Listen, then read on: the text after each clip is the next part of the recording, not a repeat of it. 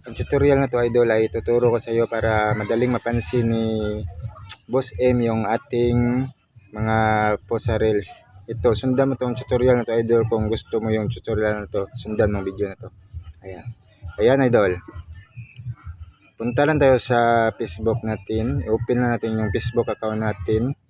Tapos pindutin natin to, ito ba, yung picture na to, ito yung tatlong da sa gilid. Ayan. Ayan. Tapos itong picture na to. Gamitin natin to yung picture na to na nirekomenda sa atin ni Facebook.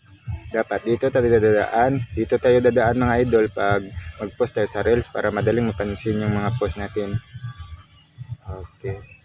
Nalaman ko rin to sa isa kong idol na sikat-sikat na mga idol, kaya sundin natin yung mga sikat.